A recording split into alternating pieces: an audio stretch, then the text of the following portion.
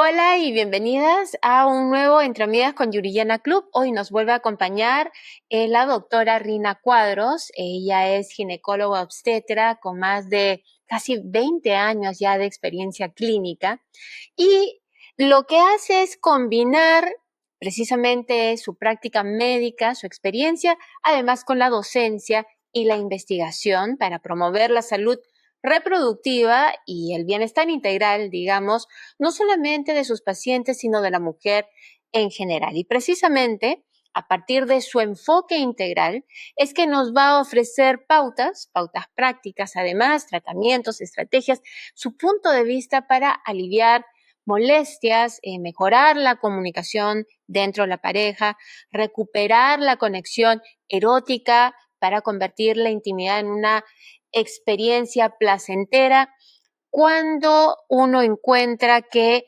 esa intimidad a veces viene con un poco de dolor, viene con un poco de molestia. Y nos va a explicar un poco de dónde provienen estas molestias, cómo afrontarlas, no solamente cómo tratar de mejorarlas a nivel clínico, sino cómo afrontarlas también como pareja. Y con eso vamos a traerla con nosotras y aquí tenemos, hola Rina, ¿cómo estás? Muchas gracias por Buenos estar con días. nosotras nuevamente. Qué gusto de verte. Ahora, cuando hablamos de estas molestias en la intimidad, ¿cómo, y bueno, y que se define médicamente en realidad dispareunia, me parece, Así quisiera es. saber qué es exactamente este término médico y en qué consiste. Bueno, dispareunia es un término médico que básicamente lo que significa es el dolor durante las relaciones sexuales, ¿no? Ahora, el dolor puede ser a la penetración, lo que se llama dispareunia externa, cuando la paciente siente que a la introducción del miembro masculino en la vagina, pues ella siente dolor, molestia. Y la dispareunia interna es cuando, o profunda también le llaman algunos, es cuando la paciente no tiene molestia en la vulva, sino tiene molestia en la zona baja del abdomen por la penetración y eso le produce mucha incomodidad. Y ambas, tanto la externa como la interna, pues no le permiten tener relaciones satisfactorias. ¿Por Es qué un tema será? muy frecuente. ¿Hay un solo motivo y hay una gama No, de motivos? ¿Qué es lo que produce esto? no, hay muchísimos motivos. Realmente hay muchos motivos y de repente la dispareunia está subdiagnosticada porque lamentablemente las pacientes a veces se inmolan o se hacen mártires diciendo, no, todo está bien y tenemos unas relaciones felices, etcétera, etcétera, pero en el fondo están sufriendo porque sienten dolor y muchas veces temen no satisfacer a su pareja y finalmente terminan ocultando ese dolor que de una u otra manera significa un sufrimiento crónico para ellas y que no es lo más saludable, ¿no? Claro. Entonces, en ese sentido, quizá el primer mensaje que deberíamos darles a las pacientes es que el dolor durante las relaciones sexuales no es normal, no debería ocurrir y por Efectivamente. tanto tendríamos que acudir a pedir ayuda en caso que tengamos esta molestia. Sí. Segundo, Y de lo que has dicho, discúlpame, me gustaría desglosar dos cosas. Uno, que no asumamos que el dolor es normal. Y dos, que tampoco asumamos como mujeres que el dolor es nuestro deber. Es decir, muchas exacto, veces se habla de tener que cumplir con ajá, el esposo, cumplir con la pareja, y cumplir en esos casos justifica, por ejemplo, el sufrir. Y no exacto. tiene que ser así. Creo que tenemos que comenzar a separar esa idea de cumplir con una relación de intimidad que en realidad debería ser placentera para los dos. Obvio, claro. Y en ese sentido iba la segunda parte del comentario, que también esto tendrían que conocerlo los hombres. Ujú. ¿Por qué? Porque muchas veces el hombre asume lo que tú dices, ¿no? O sea, si yo tengo satisfacción, ella también tendría que tenerla, y no necesariamente es así. Y entonces, si tiene dolor, posiblemente es que no soy suficiente para ella, o de repente está con otra persona, o de repente no lubrica bien porque no me desea lo suficiente. Entonces, hay que comentar también esto o hacerlo de conocimiento general para que los hombres también sepan entender que esa es la idea, lo que tú dices, que la satisfacción debe ser de ambos y no satisfacción para uno y tortura para el otro, Sí. ¿no? Y a eso agregaría tu lista de suposiciones que hace el hombre por estar mal informado. No solamente va a pensar de que él no excita suficientemente a su pareja, que de repente ella tiene deseos por otra persona, sino que a veces incluso va a suponer que la pareja viene fallada, que es Exacto. frívola, que no tiene deseo, y no necesariamente es eso. Es que es difícil, creo yo, tener deseo si es que estás pasando por un momento doloroso. O sea, Obvio. tu líbido va a bajar precisamente porque no es placentero, porque no lo puedes disfrutar y porque duele. Entonces, qué importante lo que dices, porque finalmente las relaciones de a dos y los dos tienen que estar informados. Y aquí hagamos un paréntesis. ¿Hasta qué punto crees que se está haciendo suficiente por informar sobre algo tan importante en la pareja a ambas partes, en particular al hombre? Yo creo que no se está haciendo nada. Sí. Si me preguntan, Qué yo pienso que triste. no se está haciendo nada. Nada. O sea, vivimos en una sociedad machista donde existe muy poco conocimiento de la anatomía, la fisiología, por qué viene la lubricación, por qué no viene, cómo avanzamos en edad, en fin, una serie de cosas, ¿no? Y entonces, la verdad es que este espacio que tenemos ahorita, pues bueno, me parece bastante interesante para informar un poco, porque siento, como tú dices, ¿qué se está haciendo? Yo particularmente pienso que en realidad no se está haciendo casi nada. Sí, y es interesante porque generalmente estos espacios, si bien también Yuriana es un espacio de comunidad para la mujer, en realidad la meta es abrir el diálogo en general, a la población en general.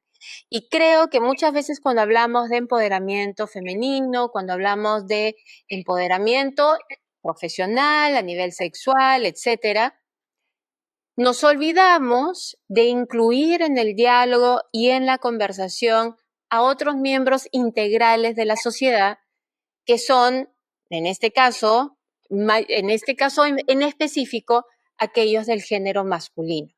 La pareja. ¿Cómo no van a estar involucrados en la conversación cuando son parte precisamente de lo que debería ser maravilloso, que es un momento de encuentro íntimo entre dos seres humanos? Y son parte, no, yo no diría parte del problema, deberían ser parte de la solución. Así es, así es. Muy bien.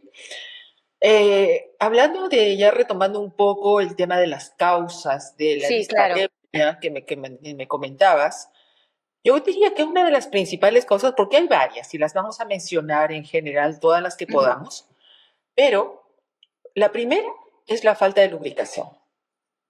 Y la falta de lubricación puede ser por muchas razones, o sea, primero podría estar asociada a la baja estimulación o la poca estimulación previa a la relación. Y entonces, el tratar de meter, como quien dice, una llave a una cerradura que no está bien lubricada, pues obviamente va a haber arañones en la cerradura, arañones en la llave y consecuentemente dolor. Pero al margen de la falta de estimulación, lo primero que hay que decir es que hay mujeres que lubrican más que otras, independientemente de si tienen buena estimulación o no tienen buena estimulación. Eso es algo intrínseco, propio de Claro. cada No, mujer. no salimos de una fábrica con un estándar de fabricación de cómo funcionamos. Totalmente de acuerdo. Segunda causa importante de la disminución de la lubricación es obviamente los trastornos hormonales, que van desde el uso de pastillas anticonceptivas que disminuyen la lubricación normal, desde el uso, por ejemplo, de antidepresivos, de una serie de medicamentos, hasta la deficiencia de hormonas que se da por la menopausia, por la lactancia o por una serie de trastornos que a veces las hormonas de la mujer no están bien estabilizadas y obviamente quien produce la lubricación de una u otra manera es la presencia de estrógenos.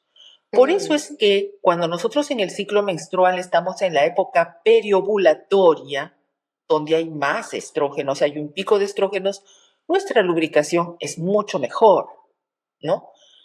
Entonces, ese tema de la falta de lubricación es algo que en todas las situaciones se puede corregir, desde eh, uso de hormonas, desde cambio de anticonceptivos, desde uso de lubricantes que tengan obviamente un buen resultado, desde una serie de cosas y obviamente está la preparación previa a la relación sexual que da la pareja, ¿no? Entonces, yo diría que esa es una de las causas más frecuentes que hay y enseguida vamos a hablar de las otras.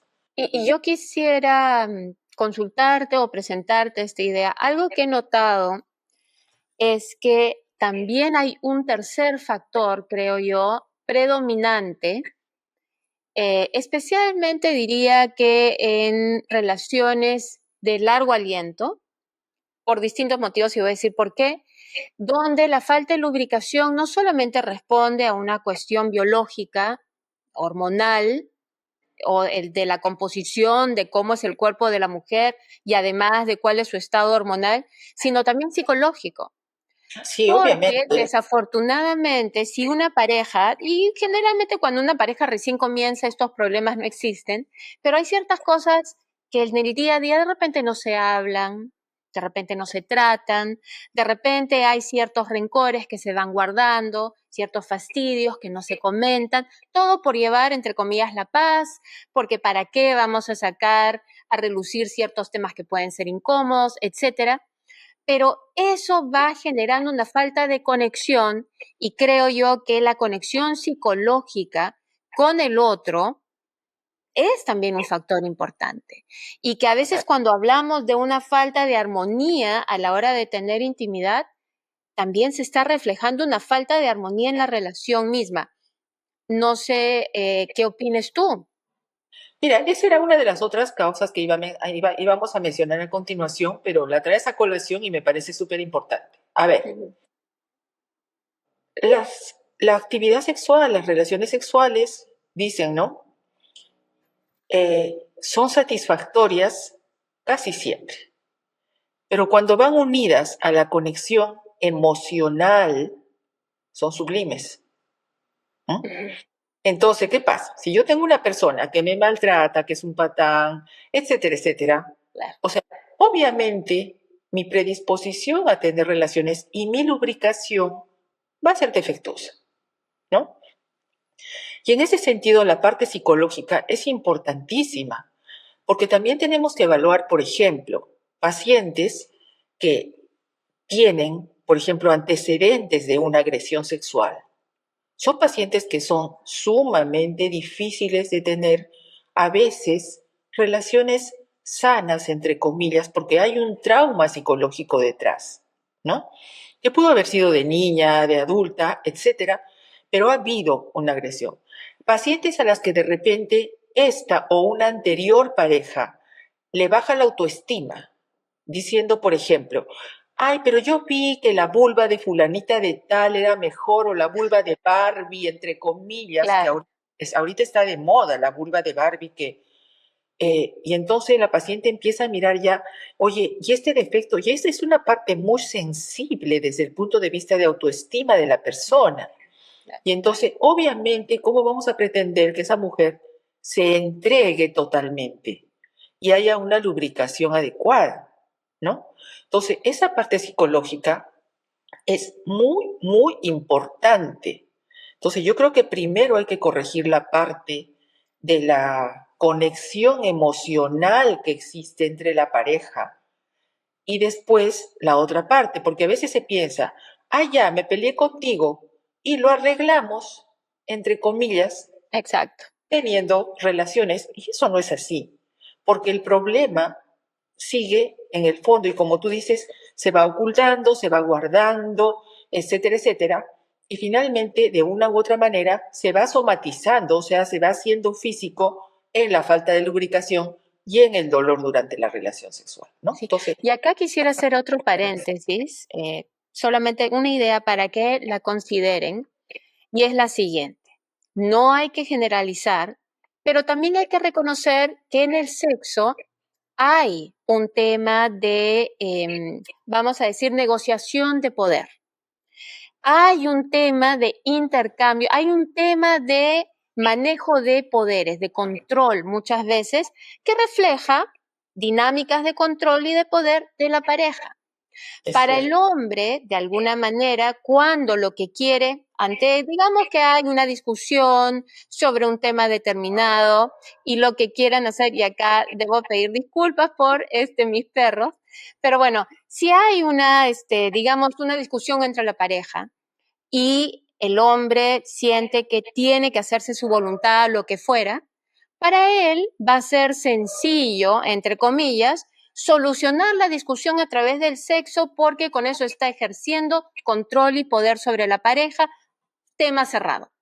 O Ah, sí. sea, a través del sexo estoy mostrando que yo tengo el control, tengo el poder sobre la relación, ya no hay nada de qué hablar, porque aquella otra discusión sobre, qué sé yo, puede ser la economía familiar, puede ser distintas cosas, no importa qué, donde había a ver quién tiene razón, dónde está el control, quién lleva los pantalones en la casa, se resolvió en ese acto sexual. Pero para la mujer, para quien ese tema económico, por ejemplo, era basado en la economía, no en una cuestión de quién lleva los pantalones, sino un hecho real, no se va a solucionar en un intercambio íntimo. El ¿Cierto? tema queda pendiente. Y no es que los hombres piensen distinto y las mujeres piensen distinto. Es simplemente qué prioridad le pone cada uno al tema por resolver. Si para el hombre la prioridad está en su control y su dominio, lo va a resolver con la intimidad, que es una manera, no decimos que es poseer cuando se tiene sexo. Bueno, Claro. ahí está. Para la mujer, más bien, no se va a resolver el problema porque su prioridad era, por ejemplo, resolver la economía familiar de esa semana, por decirlo, ¿no? Entonces, solo quería hacer ese paréntesis de que a veces la intimidad es más compleja de lo que creemos. Sí, totalmente. No, y de hecho, por ejemplo, a veces de pronto existe una agresión, llámese verbal o lo que fuere. El hombre cree que teniendo sexo se resolvió el problema, Ujú, pero a veces la mujer, no a veces, casi siempre piensa que lo mínimo que debió haber es oye, discúlpame, lo siento, claro. ¿no? Entonces, muchas veces eso no hay y eso va generando un poquito de rencor, un poquito de insatisfacción desde ese punto de vista, ¿no? Y si la Sí. mujer no quiere tener relaciones, es bueno, quiere seguir peleando, tú nunca quieres acabar esto, por fin no sabes hasta cuándo vamos a terminar peleando. Entonces, finalmente la mujer cede, pero está cediendo ante algo que no la está haciendo sentir bien del todo, No, no ¿no? está resolviendo su prioridad, que en este caso sería que se reconozca su dignidad, por Exacto, ejemplo. exacto, Claro. totalmente, Entonces, totalmente. Linda, yo he leído en algún momento, me parece que fue en el Mayo Clinic, que explicaban que en algunos casos, además, el rechazo subconsciente, ni siquiera consciente, subconsciente hacia la pareja, puede llevar que a algunas mujeres se les cierre el ducto vaginal, que llegue a tensarse tanto. Es hasta qué punto es eso cierto y ¿qué has observado en esos casos? Mira, eso se llama vaginismo, Mm. ¿ya? Y era una de las otras causas, te agradezco por traer la colación. Se llama vaginismo y no es otra cosa que la contractura muy fuerte del músculo elevador del ano, de los músculos del suelo pélvico. En otras palabras, Mm. ¿te acuerdas que la vez pasada conversábamos que Sí, había claro. unos músculos potentes que iban desde el pubis hasta el coxis? Y cuando estos músculos están totalmente contracturados, realmente es imposible o casi imposible tener una penetración, porque que es como que yo tuviera un músculo totalmente cerrado Claro. que está cerrando el orificio de mi vagina, ¿no? O como que cierres el puño y trates de meter algo. Claro. Exactamente, tal cual. O sea, son músculos y ligamentos que están cerrados. Y literalmente, anatómicamente no está cerrado, pero funcionalmente, desde el punto de vista de una fuerte contracción muscular, pues obviamente el intento de penetración frente a un músculo contracturado a la paciente le produce dolor. Es como que yo te digo, ¿tuviste algún esguince, alguna lesión o lo que sea, y te contracturas o estuviste mal posicionada en un momento? Eso duele, Claro, duele. claro. Si bien es cierto, puede pasar un tiempo en que aparentemente no duele, pero finalmente cuando ese músculo se toca, se intenta mover, etcétera, se produce mucho dolor. Esto puede ser básicamente por causas psicológicas. Hay pacientes que a veces, de por sí, por defectos, entre comillas, un poco de reconocer cuáles son los músculos del suelo pélvico, los mantiene permanentemente contracturados. Y son pacientes que no solamente tienen dolor en la relación, sino que no tienen dolor pélvico. Y vienen por dolor pélvico. Y lo que tú encuentras es que básicamente están esos músculos tan contracturados que van generándole un tema de dolor en la zona inferior del abdomen a la paciente. Y en Sí. ese caso hay varios tratamientos, desde el tratamiento psicológico, el tratamiento de masajes o relajación del suelo pélvico, se usa inclusive el uso de prótesis, o sea, de consoladores, para que de poquito en poco vayan ayudando a relajar la vagina. Y en otros casos también ya se llega al uso de Botox. El Botox lo que hace es relajar los músculos de la Claro, vagina y claro. entonces ya Así la como hace paciente... del rostro, ¿no? Exactamente. Ujú. Para evitar esa contractura muscular tan fuerte que es, como te repito, que se conoce como vaginismo. Ahora, el vaginismo no es de nuevo en la paciente. Hay pacientes que han tenido una relación perfectamente normal con una pareja y de pronto con la misma pareja o con otra, de pronto empiezan con un vaginismo. Entonces, ahí hay que investigar qué cosa pudo haber, porque seamos conscientes también que hay otra causa importante que es sumamente frecuente de dispareunia, que es el dolor debido a infecciones subyacentes. Ya. Hay infecciones que producen dolor durante la relación sexual y a veces son crónicas. Por ejemplo, las infecciones en las cuales hay un desbalance de la flora vaginal normal y entonces son pacientes que tienen candidiasis a repetición y todo está irritado, les duele, les arde como que les hubieras echado ají después de la relación, etcétera, etcétera. Entonces, cuando hay ese dolor, obviamente la paciente ya se protege y también puede empezar después de una infección vaginal de larga data, que no es una enfermedad de transmisión sexual, dicho sea de paso, es un desbalance de su flora vaginal, puede terminar haciendo un vaginismo, porque obviamente es como un mecanismo de protección, Claro, como tú dices, subconsciente, ¿no? claro. Inclusive, hay pacientes que, por decir, y eso a veces uno tiene que investigarlo bastante bien, que montan bicicleta mucho tiempo y a veces se produce una presión intensa del nervio pudendo, que es el nervio que le da la inervación a los músculos del suelo pélvico. Y entonces la paciente empieza con dolor, con dispareunia importante, y de pronto la solución está en que deje de montar bicicleta, porque ahí realmente el asiento no es el más cómodo y Claro. finalmente termina comprimiendo este tipo de nervios, ¿no? O sea, y nuevamente creo que todo regresa un poco a lo que dijiste, que es uno, expresar el problema, ¿no? Con alguien que pueda ayudar a la persona a encontrar la solución. Es decir, con su médico de confianza, ¿no? Con su ginecólogo, ginecóloga, y poder ver, ok, cuáles son, qué está pasando, cuáles son los motivos, y no pensar que el dolor es algo natural. Y quiero regresar rapidito a algo que dijiste, que es verdad, se ha puesto como de moda estas, vamos a decir, cirugías de embellecimiento de los labios vaginales o de la vulva en realidad. Y es increíble, nuevamente, cuánto nos lleva la sociedad como mujeres a cortarnos, volvernos a coser, modificarnos, sacar un poco de allá, sacar un poco de acá, poner por aquí, poner por allá, todo por estándares de belleza que en realidad uno, nuevamente, no somos como automóviles que salimos igualitas todas de una fábrica.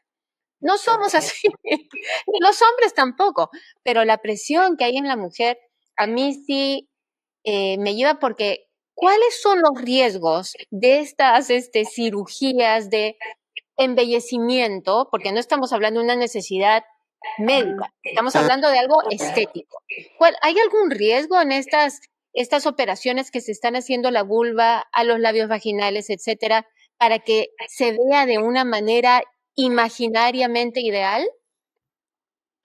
Miren, eso es un tema que es bien largo y bien interesante de conversar, porque realmente está muy metido en la cabeza de las mujeres y pienso que eso sí tiene una influencia de la sociedad, de los varones, por las mismas películas porno que existen y Claro, entonces muestran una anatomía de la vulva que es muy diferente a la que muchas tenemos. Es más, yo digo, así como todas las personas tenemos una cara diferente, sí, tenemos una vulva diferente. O sea, si nosotros vemos la cantidad de formas de vulva que hay, o sea, es impresionante. ¿Ah? Pero vayamos al punto, mira, tan simple como desde cuando vienen las pacientes a la consulta y paso a examinarlas y me dicen, doctora, pero discúlpeme, pero no me he rasurado. Y yo digo, pero, o sea, es normal que tengas vello, ¿no? O sea, no es anormal y no amerita una disculpa, ni mucho menos el qué hecho de que la interesante. paciente no se haya rasurado para un Claro, examen ginecológico. No es necesario, pero es que el pensamiento lo tienen ellas así, que tienen que estar rasuradas, que tienen que tener la vulva bonita, que los labios tensores así, que esto. Y mira, honestamente, yo hago rejuvenecimiento de vulva, hago rejuvenecimiento vaginal, etcétera, etcétera. Pero, ojo, yo pienso que hay que hacerlo en aquellas pacientes en las que sea estrictamente necesario, cuando, por ejemplo, un labio menor hipertrófico puede generarle algún tipo de molestias al ponerse el pantalón, se irrita porque de pronto no se puede poner una ropita ajustada, etcétera, etcétera. Pero son cuestiones muy puntuales y son claro. cuestiones que uno tiene que estar seguro de que la paciente después no se vaya a sentir mal. Y ojo, si uno hace esto, realmente tiene que estar muy bien preparado porque terminan las pacientes resultando mutiladas. Entonces, ¿qué pasa? A veces nos entusiasmamos y las pacientes cuando son muy jóvenes, por ejemplo, las adolescentes, que hay adolescentes que vienen y dicen que ya quieren que les hagan la plastía de vulva, y uno dice, no, a una paciente que es adolescente no se le debe hacer porque los labios van a seguir creciendo y después o nos quedamos cortos o sacamos mucho y después cuando avance en edad y los labios de por sí van a ir reduciendo de tamaño, las vamos a dejar con menos de los que les tocaría. Claro, Entonces, que es parecido a lo que se dice con la cirugía plástica al rostro también, ¿no? A la claro, nariz, o sea, si no tienes la cara totalmente formada y que me lleva además, algo importante que dijiste es que muchas de estas ideas de lo que es estéticamente normal, además, o ideal, digamos, viene a veces de actrices pornográficas.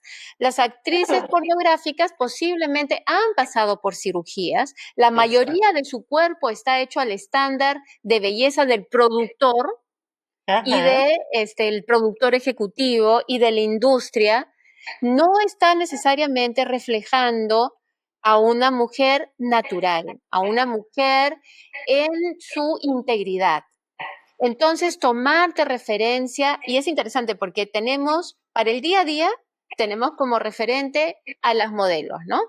Y para la intimidad tenemos de referencia a las actrices porno. O sea, no ganamos ni por un lado ni por el otro.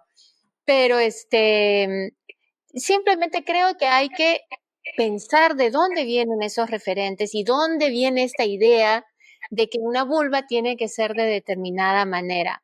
Y que además uno no se vaya a arrepentir. No sé todavía cómo está en Latinoamérica, pero por ejemplo, en Estados Unidos, muchísimas mujeres muy jóvenes, además de todas las edades, están teniendo que regresar al cirujano plástico, por ejemplo, Exacto. para quitarse lo que se han implantado en los labios, porque ya no está de moda. Así Y es. no es tan fácil quitar y poner, no, nuestro cuerpo no son legos. El Ajá, cuerpo de la mujer no es un lego, es orgánico, tiene así es. células y cada cambio que hagamos tiene consecuencias. Entonces, creo que me imagino que tendrás conversaciones eh, concienzudas con aquellas que van en busca de estos Totalmente. servicios. Totalmente. Y tiene que haber un apoyo psicológico, tiene que haber alguien que realmente sepa que, o sea, lo que vas a hacer no es que yo lo puedo deshacer mañana, ¿sí? Y en ese sentido, quisiera sacar a colación nuevamente el papel del varón, Sí, porque ¿qué pasa si solamente ocurre una cosa, por ejemplo?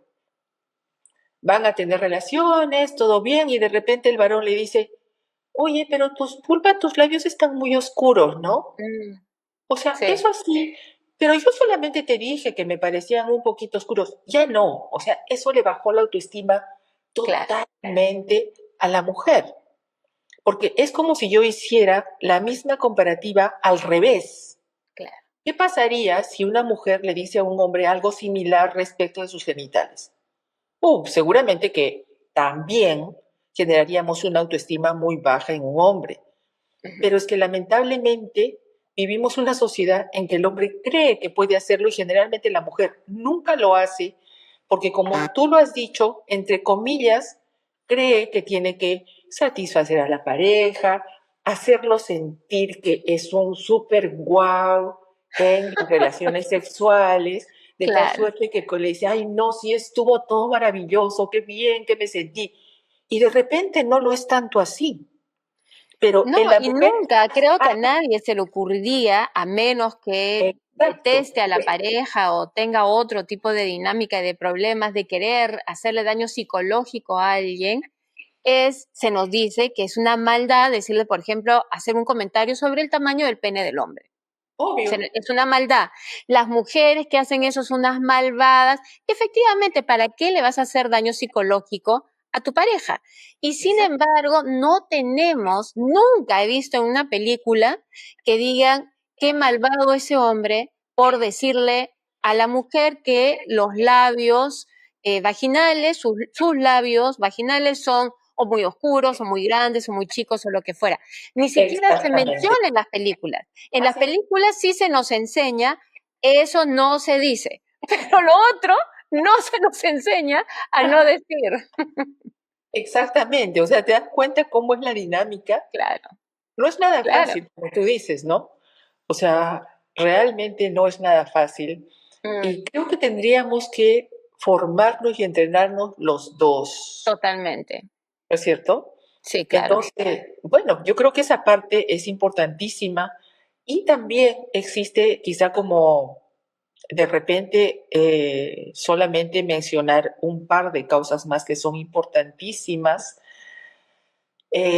Uno, a veces las cicatrices, lesiones post-episiotomía en el parto, alguna paciente que fue operada por alguna situación y a veces le queda un tejido cicatricial o un pequeño granuloma que le produce dolor y que obviamente la paciente tiene que decir que le duele para corregirlo.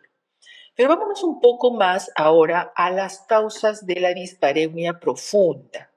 Y acá quiero sacar a colación algo que es importante y que también las mujeres muchas veces no lo toman en cuenta, que puede ser una de las alertas de los primeros síntomas de lo que es la endometriosis.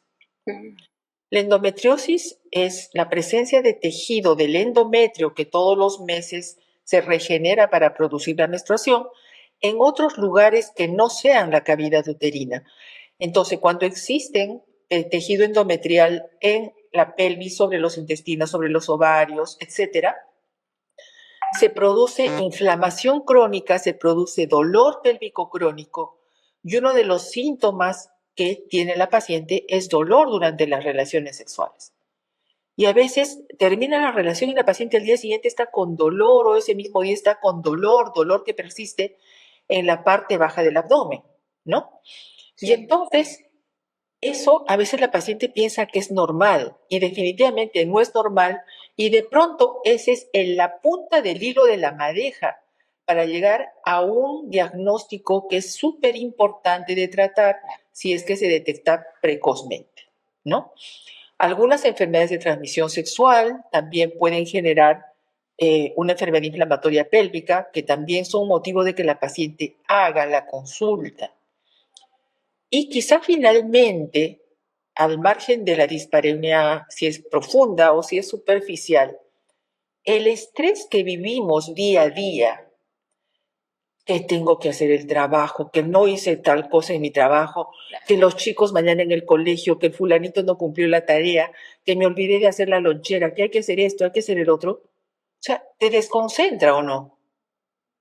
Claro. Y porque la relación sexual necesita de concentración, necesita de entrega, necesita de relajación, pero si estamos con la cabeza llena de cosas por las actividades que hacemos con la disque liberación femenina, que al final creo que se ha convertido y las múltiples funciones que cumplimos. Exactamente. Porque no es que hayamos hecho un trueque.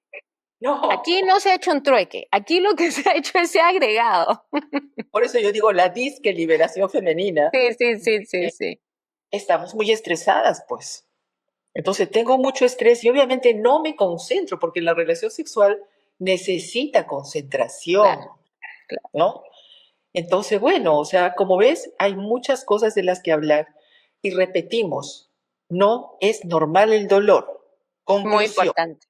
Tenemos que pedir ayuda, tenemos que conversar con nuestra pareja, las parejas tienen que ser comprensivas e ir con la paciente a ver qué cosa es lo que está pasando. Y yo quisiera aquí partir esa necesidad de comunicar el problema. El dolor es un problema que tiene solución, es un problema, en dos partes. La primera es la discusión o la conversación con el médico. ¿Qué sucede si el ginecólogo dice, no, solamente necesitas más lubricación? Y sin embargo, la paciente, por más que se eche geles, lubricantes, lo que fuera, sigue sintiendo el dolor, pero no encuentra una respuesta en el médico que le diga, ¿sabes qué? Vamos a indagar más allá. ¿Qué se hace en esos casos? ¿Qué pasa cuando el médico no escucha? Y que esto es, ojo, está probado, que es muy común, que a la mujer no se le escuche tanto cuando expresa problemas sobre su cuerpo. Exacto. Entonces, esto es, hay como lo que se dice un prejuicio inconsciente, muchas veces de algunos médicos que no toman en serio lo que está diciendo la paciente. ¿Qué se hace en esos casos? Mira, Úrsula, la verdad, eso es algo con lo que lamentablemente es muy difícil luchar. Y eso pasa tanto en médicos hombres como en médicos mujeres. A veces no nos damos cuenta que no estamos tratando una enfermedad, estamos tratando una persona. Claro. Y puede ser por un poco de indolencia, puede ser de repente por falta de conocimiento, porque a veces yo no estoy bien preparada sobre esto y entonces ¿a qué le echo la culpa? Simplemente al estrés. Todo es estrés cuando realmente no voy más allá de ir a investigar, oye, pero ¿por qué esta mujer estará así? A ver, vamos a ver. Y también a la falta de miedo, de confianza, de no decirle a la persona un simple y sencillo, oye, discúlpame, no sé qué te está pasando, pero lo voy a investigar y voy a leer y voy a averiguar qué cosa te está ocurriendo, ¿no? O voy a ver con quién te puedo derivar de repente, ¿no? Sí. Exacto, porque no debemos saber absolutamente todo. La medicina es muy amplia, cada especialidad es muy amplia. Entonces, ¿qué pasa? A veces yo tengo que dar una respuesta ya, ya, ya, y creo que no, tengo que saber todo. No tengo que saber todo. O sea, y creo que el paciente aprecia la honestidad del médico cuando le dice, disculpa, pero no, primera vez que he visto esto, o me preocupa tu caso, y me preocupa que no estés mejorando como yo había pensado que mejores. Claro. Entonces, me O yo no gustaría, estoy encontrando el problema, pero no por eso tu dolor no es real. obvio, claro, Tenemos que seguir investigando qué es. Y si yo no te puedo ayudar, exactamente. encontraremos ayuda. Eso sería lo ideal. Es que eso es lo que debemos hacer. O sea, a mí no me parece difícil. Yo lo hago con mis pacientes.